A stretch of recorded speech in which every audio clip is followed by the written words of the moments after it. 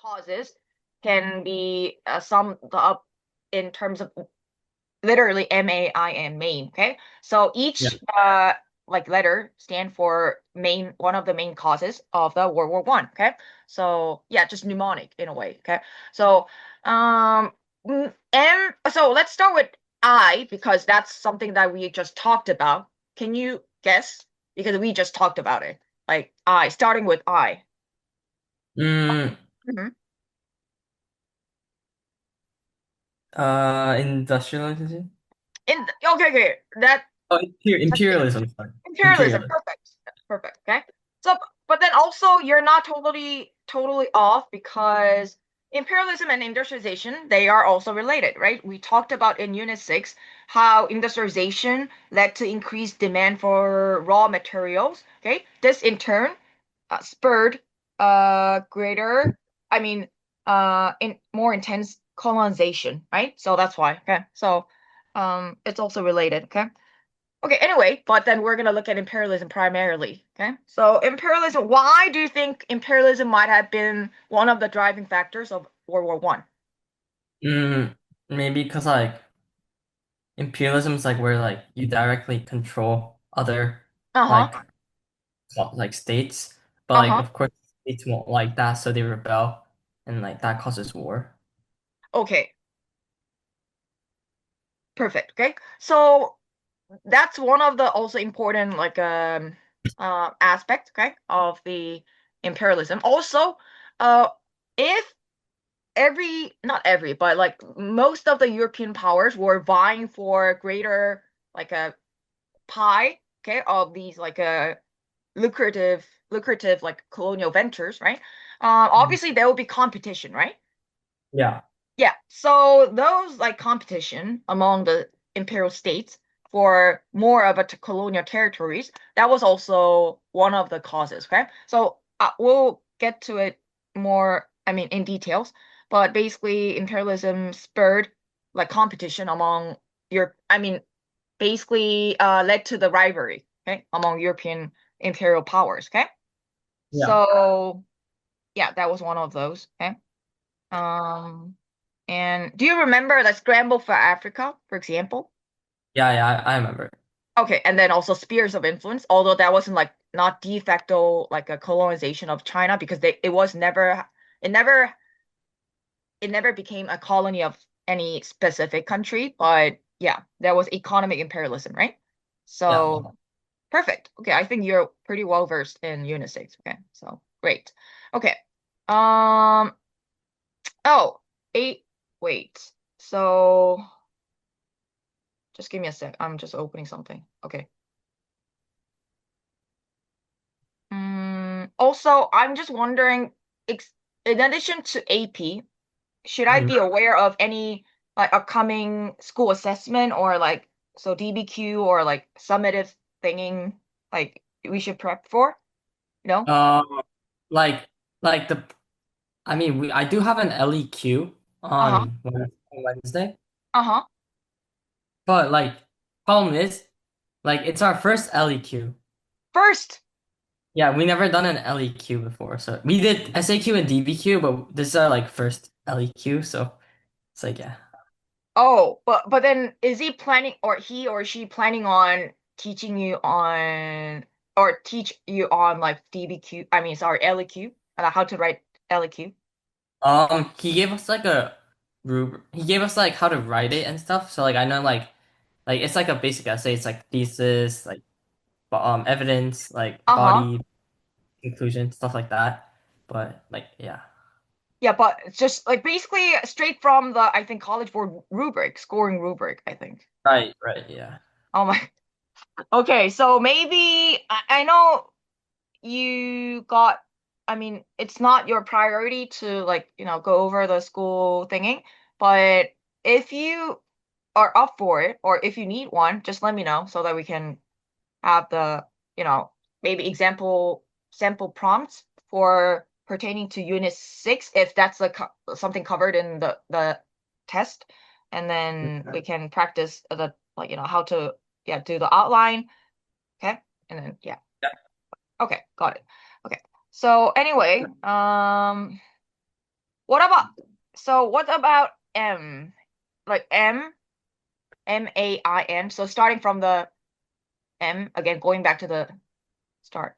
Not start, but like, yeah, first letter. And Yeah. It's okay. You can say, oh, honestly, Jenna, 모르겠는데요. Like, you can say that, right? Okay. yeah, I'm not Oh, sure. okay. Yeah. So, yeah, but then Like maybe yeah, like mother country. I don't know. rather country. Okay, that's okay. So I really appreciate that you're trying to at least give a shot. Okay, so that's what I'm exactly aiming for. Okay, so because that will reinforce. Okay, it makes such a difference. Okay, so me just spoon feeding you and then you just trying to give it an answer and then like me like giving you the answer. Okay, so I really appreciate it. Okay? So militarism. Okay. It's just a fancy way of saying that um, it's a government sponsored, heavily government led, okay, scaling Mm. up, or build up of like armies and navies. Okay, Yeah. okay, yeah. So yeah, just so this is when there was a systematic scaling up. Okay, and let me know if some certain vocab or jargon comes across as like incomprehensible. Okay, so you can just interrupt me. Okay, Okay. yeah, and building up of armies and navies, especially whenever you know, your navies during this time period, it automatically British, okay, would pop up in your head, right? So yes, okay. British, the maritime power. Uh, okay, Germany, okay, no wonder. And then A stand for alliances, okay. Mm. I just start, yeah, I thought you needed some breaks, so okay. Alliances. Alliances is, do you know, how would you, I know you know, but how would you formally define, okay, when you come across the SAQ, and actually this appeared on the past exam, one of the past exam, and if you have to like define, identify, explain, and analyze in SAQ the causes of World War One, okay, and alliances is one of them, how would you define it first? Like, Mm, like alliances are where uh-huh, different like different countries share like the same perspective on perspective. Mhm. on the topic and On the join together. topic. Perfect. Okay. So you're on the right track. So on the topic, I think what you were getting at was they have a common interest in mutual defense, right? Yeah. Yeah. Okay, perfect. That's a precise mechanism that they are primarily relying on. Okay, so yes, that means if you attack on one of the members countries, that it would be considered as attack on all. Okay, Yeah. so that was at the heart of the alliance system, and that's kind of like a domino effect, and in a negative way. Okay, not positive. Okay, so that's precisely what happened for World War One, right? So attack on the assassination of Archduke, right? That would lead to that would be considered as a declaration of war, okay, pretty much on the other members of the alliance, okay. So okay. Suddenly it caught fire, and then okay, and then so the triple. In this case, you have to know. By the way, it's gonna be very technical stuff, but gonna be confusing, and you're not alone. If it's great if you just get it first time, but there are two wars, right? We're gonna talk about World War One and World War Two, obviously, but the alliance names, okay, terminology is very confusing, and their members, there's a slight difference, okay. So that's why you shouldn't get confused about those two major alliances, okay? Got Yeah. it? For each war, respectively. World War One and World War Two, okay? Yeah. Yeah. So 약간 헷갈리거든, okay? The Triple Alliance, uh, and Triple Entente, okay? So already like, okay. So um, sometimes you get tested on this, so that's why, yeah, AP can be nasty. So the Triple Entente, okay? Okay, sorry, my French sucks. So okay, so That's Triple Alliance. Okay, yeah. which second language are you learning right now? Like just curious. I'm learning Spanish. Oh, great. Yeah. I also did Spanish minor in college. So yeah, great. Okay. So do you have any Spanish like name you go I by? don't. I You don't. know? Okay. So yeah. Yeah, I regret making one, so don't worry. I mean, don't make one if you're not confident about it. Okay. So okay, so Durable Alliance. Do you know which country? For like Germany, obviously. Okay. And then yeah, during the power shift. So I think if the instructor went over the AP curriculum faithfully, then he should have explained 4 cases, like Russia and Ottoman Empire, the Tanzimat reform, and Mexico, right? We did the Tasman reforms in Russia, but we didn't go for Mexico. Okay, okay. So you did Russia then. So I am something related to Russia that happened in 1917 that you should know. Uh, oh, is it the revolution one? Yeah. Which revolution? The Russian Revolution? Russian Revolution, Bolshevik Revolution. Perfect. Okay. Yeah. So, um, yeah, the Bloody Sunday, right? Okay. Yeah. So, that's why with the such political turmoil and like a huge like a shift, okay? Russia didn't have, 여유가 없었어. They didn't have time to like get muddled in or entangled in this global warfare, so they withdrew, okay? With Lenin, and then so they withdrew from the war in the middle, 1917, that is, precise that year, so it overlaps. And then the US, with that vacuum, okay? US joined the war, okay? And it helped tip the balance in favor of Britain and France. Okay? Yeah. Okay.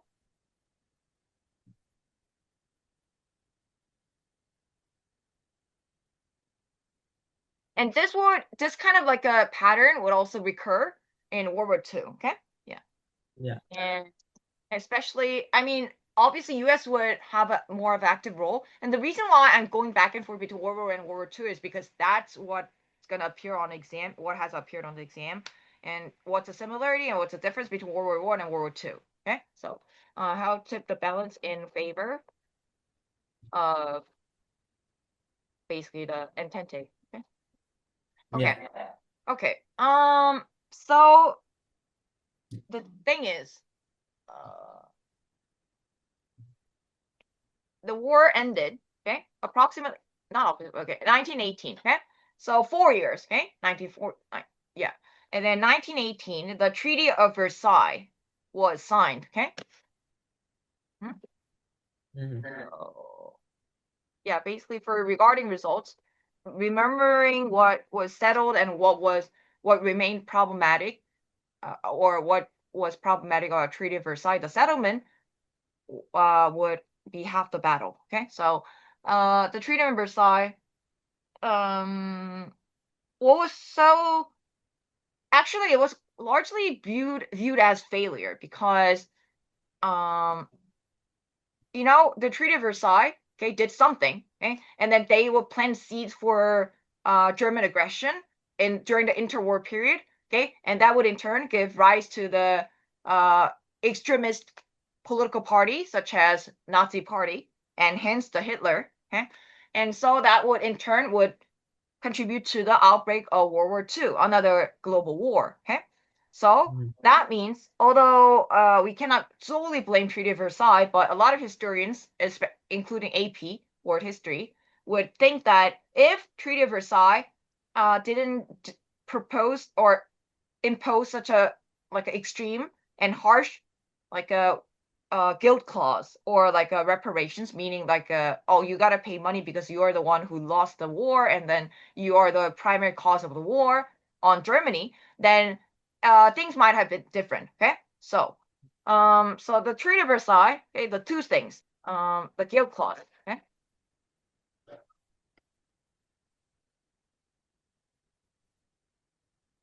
By the way, is it like a 2 hour long class something that you proposed, or is it something that 학원 just, kind of semi forced upon you? Uh, that's hard. It's like half and half, I would say. I, that you're very kind, okay. Because usually my students would say their attention span is like 1.5 hour, which I totally get because I have been there too.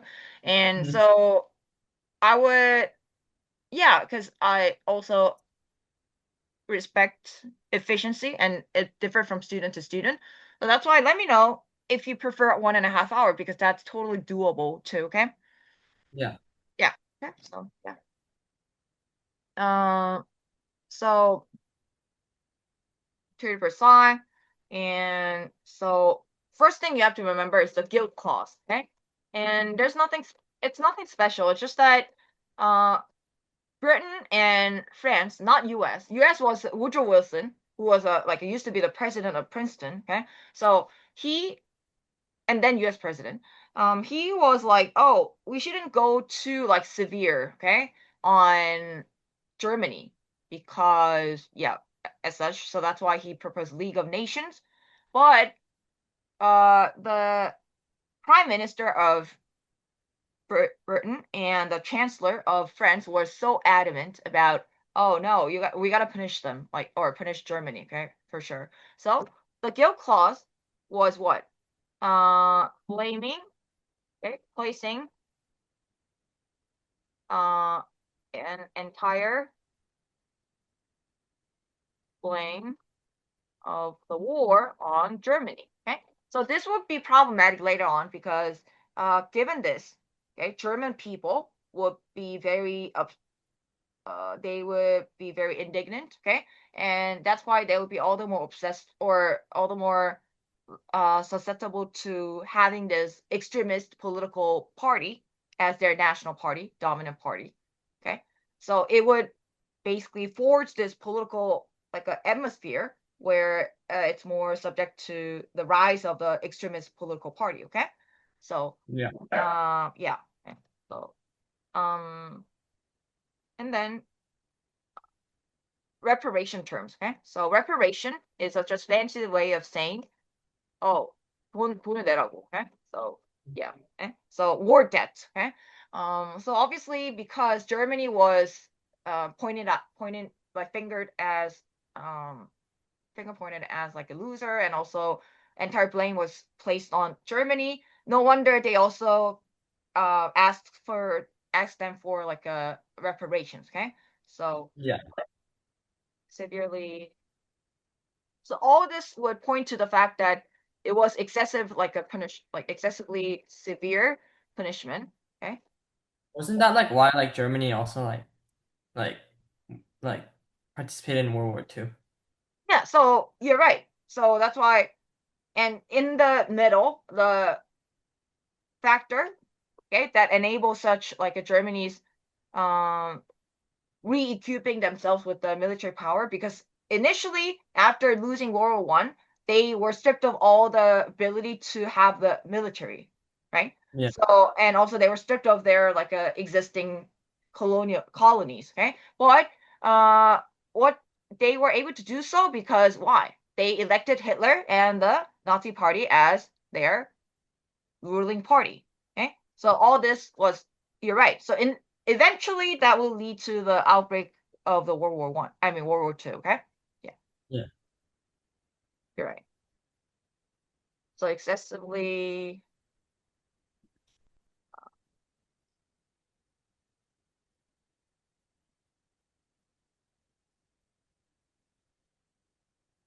Okay, and also partially that would be like a. Oh, okay, we'll talk about it. Okay, so and then now we're gonna talk about. Okay, so now that officially at least World War One is over. Okay, we're gonna talk about interwar period. This is also super important. Okay. Um, and also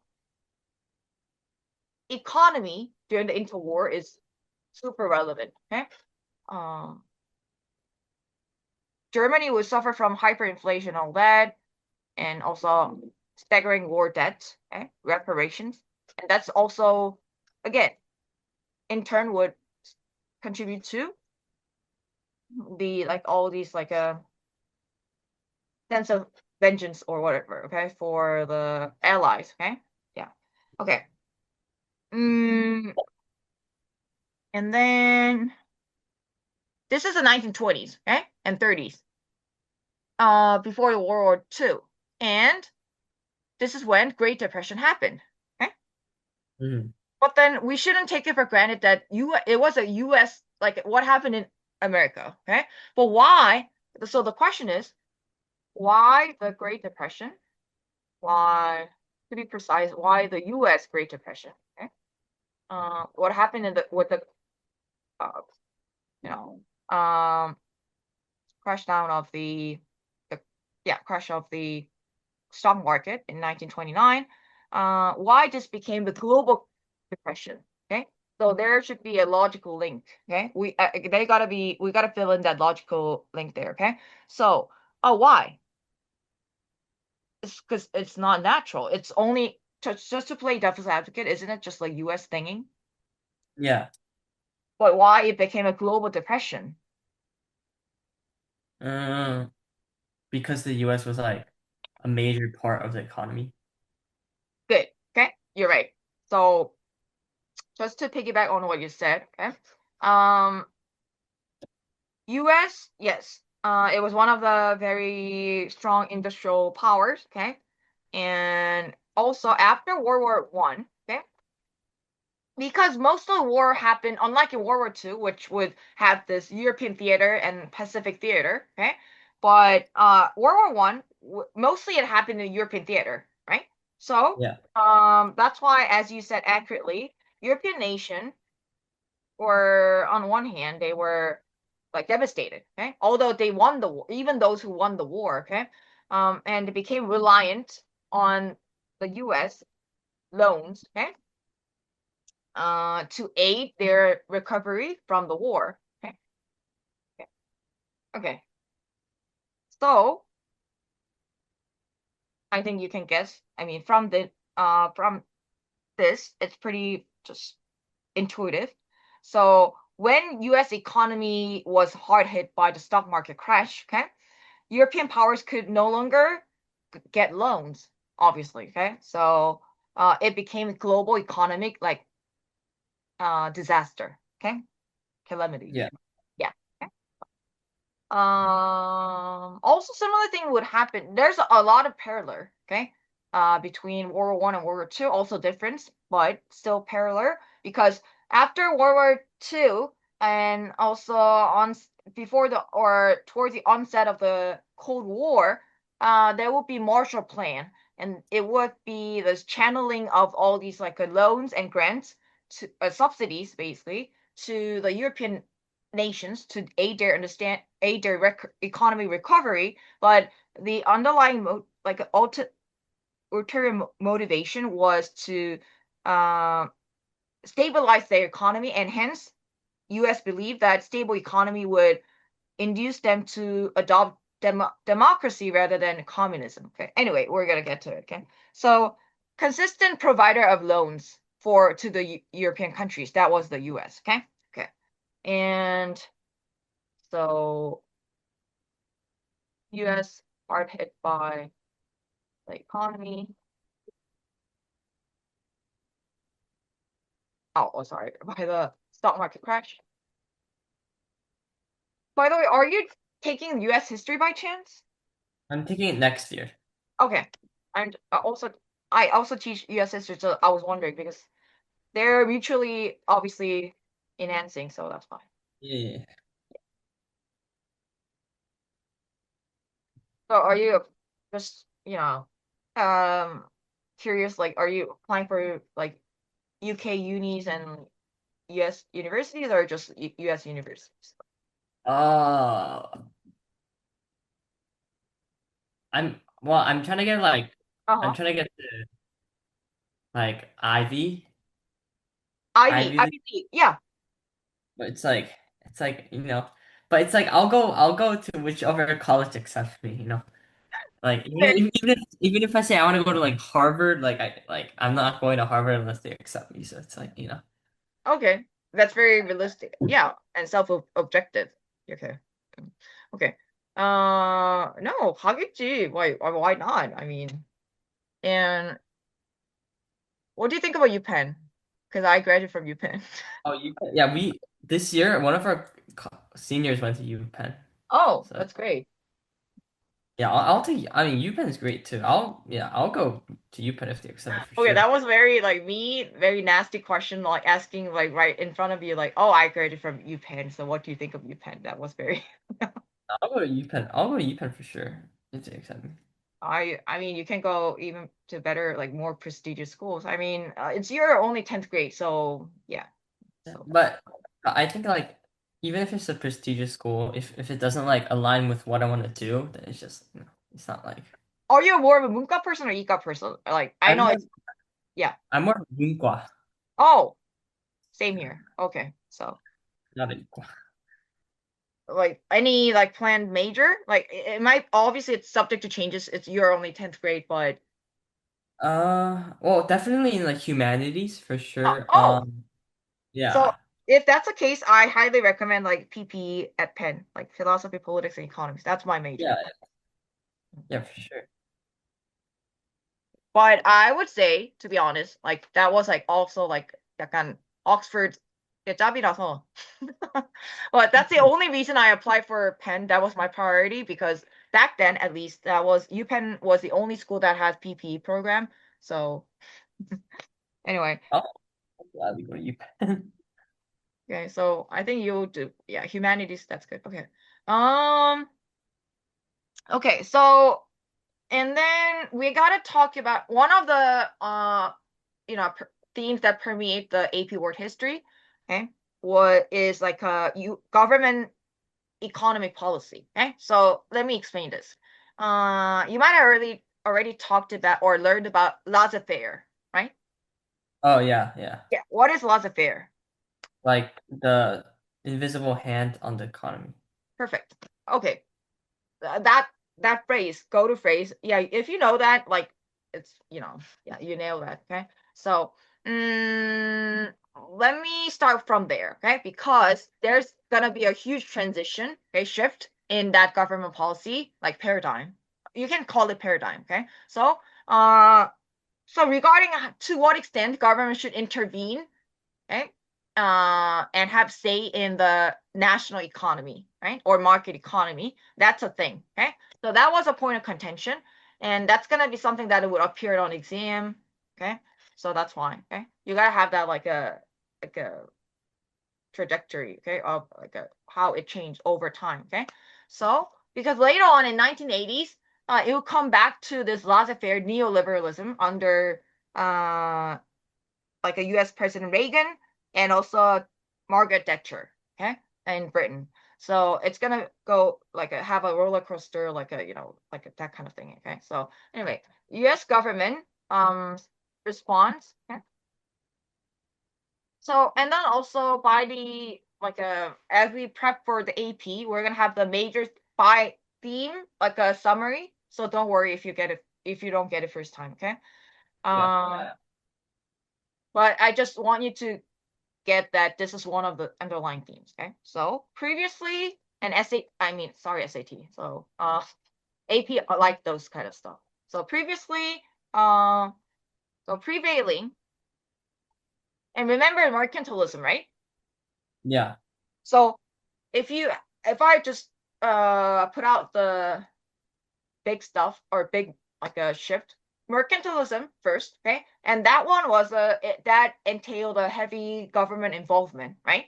Okay, and basically government got to control the export and import like surplus, okay, and basically export oriented economy, and it was heavily government involved, okay. But after that, it turned to laissez-faire after the this advent of industrial revolution and capitalism by Adam Smith. Okay, so what was laissez-faire basically? Like there's like a third like there's another thing influencing like the economy. Uh-huh. Other than like everyday stuff, I guess. Okay, everyday stuff. Okay, got it. So my let me maybe I should have clarified my question, but let me ask you again. Uh so minimal government intervention or a big government? Like small Oh, government, big government. minimum. Perfect. So 잘하는데 되게? Okay, prevailing government stance.